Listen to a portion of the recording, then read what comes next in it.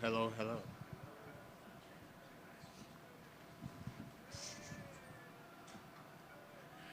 Sadiq,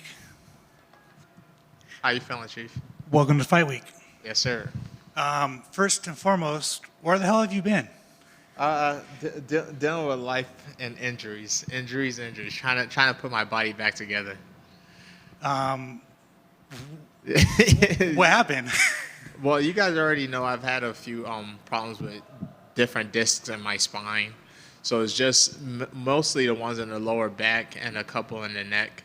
So that's really trying to mitigate that and trying to be pain free, trying to live as a regular person before focusing on being a fighter. So if you can't be pain free doing regular people stuff, it's a little bit hard to get into fist fights.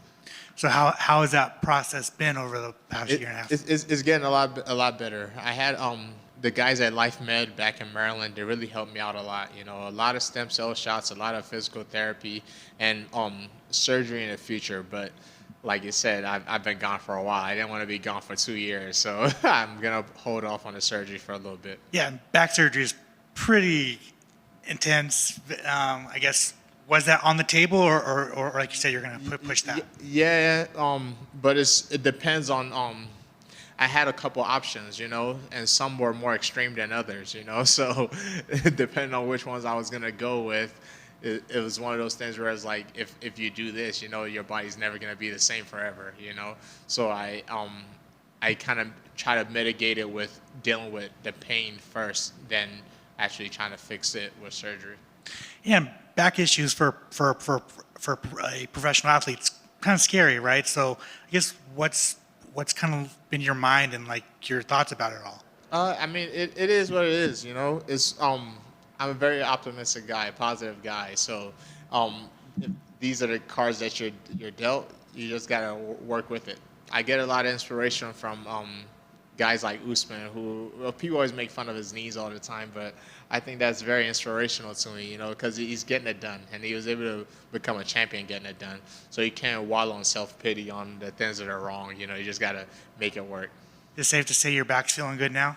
It's good enough. Good enough to fist fight another grown man on TV. So speaking of that, man, you're in a weird spot, right? Like you've never lost two in a row. You're not used to losing. So, Yes. you know, how are you feeling coming into this fight? To be honest, man, short memory is everything is brand new to me. Every single fight is brand new.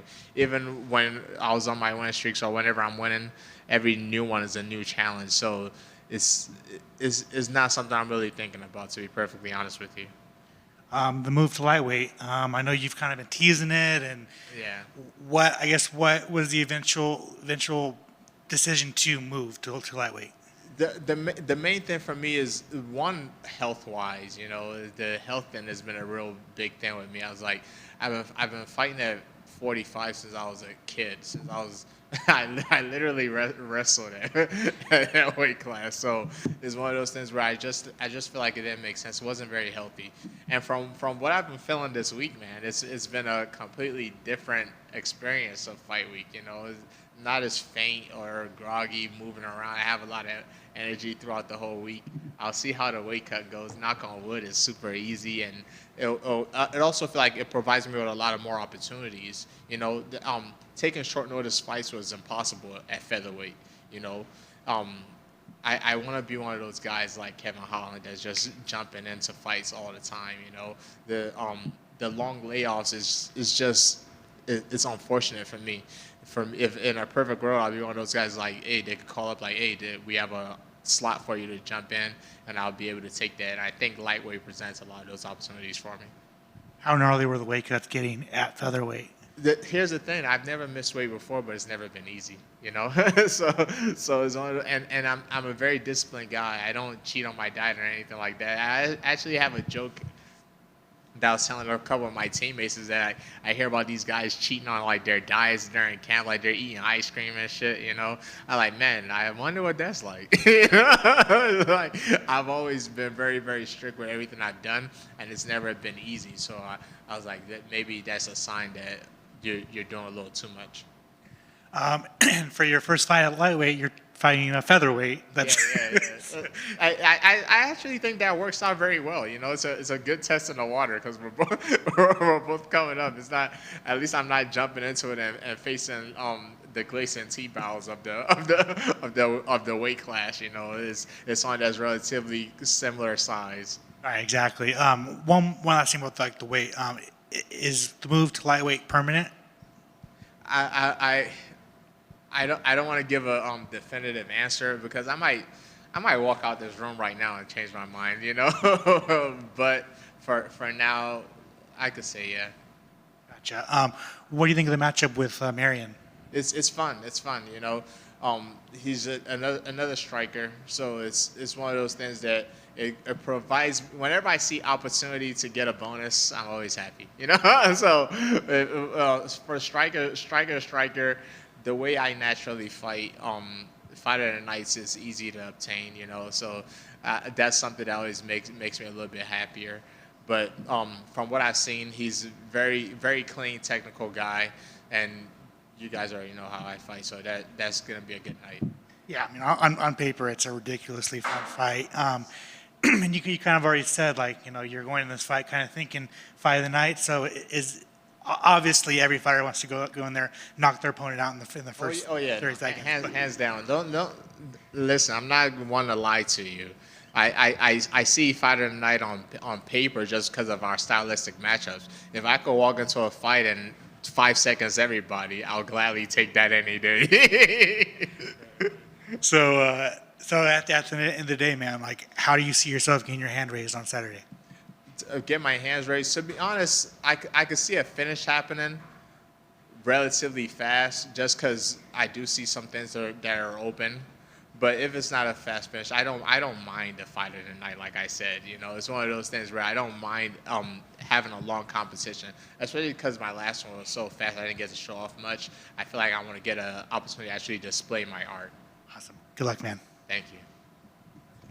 Just one follow-up for me. You know, speaking of the lightweight division, we've seen some recent changes where the champ stepped down and he's heading up to, you know, compete at the welterweight. I guess your thoughts on Ilia versus Charles, you know, going for the belt. I don't know if you have predictions for that. And that's a fun fight, man. That's a very fun fight. There's a running joke online about Topuria is like, people want to like him, but he just keeps on taking out everybody's favorite fighter, you know. And here he is again, fighting Charles. You know, he's a very fun guy to watch, and that's gonna be a hard fight, man. I want to see what he looks like at lightweight, you know, because the only person we ever fought him fight was Jai Herbert. So if his power translates the same way it does at featherweight, which I do 100% believe it will, I see him becoming a 2-division champ.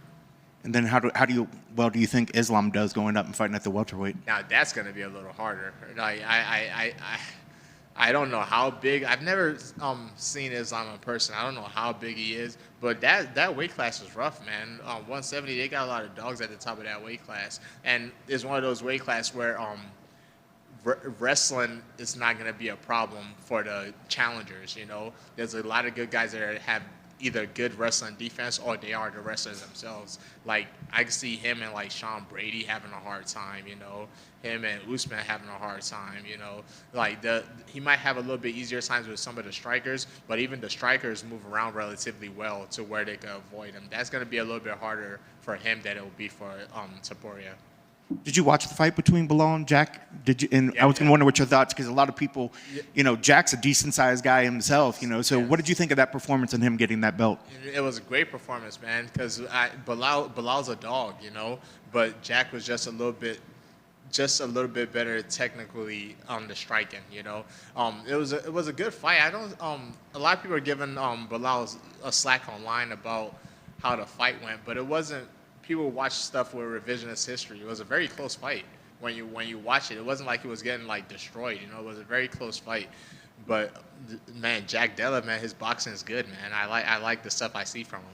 Yeah, his striking looked real good, and I think a lot of people, when they look at Islam, they think, okay, he's just another version, kind of like Bilal, but maybe better in that. When it comes to the takedown and doing that, how do you rate the differences between those two? That's what I'm saying. To be honest, I don't think he's that much of a difference from Bilal, you know. It's like, if he is better than Bilal, it's not so drastic that's like he's going to take over the division. I think that's going to be a hard task. But then again, I've never seen what he looks like. He might show up at 170 looking like looking like that, you know. So that might be it. Good luck on Saturday. Thank you. Two quick ones for me. Last year, you posted something on social media where you picked up a new skill. You were learning how to fish and Yes. maybe talked about living off the grid. With everything going on with grocery prices and stuff, have you done any more fishing and have put any more thought into living off of the grid? Listen, a while ago, I think back in the day, Greg Gillespie, he got on the mic and he was like, "I'm the best fisherman in the UFC." Well, I'm here to officially announce I'm the worst fisherman in the UFC. Listen, I've caught like 2 fish since I started my fishing journey, you know. But recently, I bought a RV boat that you could drive the boat into the middle of the water, and it'll dump your line into the water for you. So my hope is the further I cast the line, the more fish I'll be able to get. But yeah, my fishing skills aren't that great. Just one last one for me. One of the most entertaining social media series, I think, in the last couple of years were your well-predicted fight picks, I think. Why did we stop doing those, and when can we hope to see them again? A lot of people have been getting on me about stopping Unprofessional Breakdown, man. I was getting to the point where it's like, I put a lot of time into making them, you know, and because it wasn't garnering the view, it was very demoralizing. But that's just me getting in my own headspace. And I also wanted to take a time away from a lot of MMA stuff because, like I said, when I was dealing with all that injury, like my spine stuff and the disc stuff, I really did not want to think about fighting because it was so depressing, you know. So that's another reason why I stopped making them. But I've had a lot of people get on me about the Unprofessional Breakdowns, and I don't want to give a timeline yet of when I'll start doing them again, but I will, you know, because every time I'm watching the cards, I'll think about jokes, and I'm like, I'll do it later. But don't worry, I'll bring them back for sure. All right, thank you. Good luck. Thank you.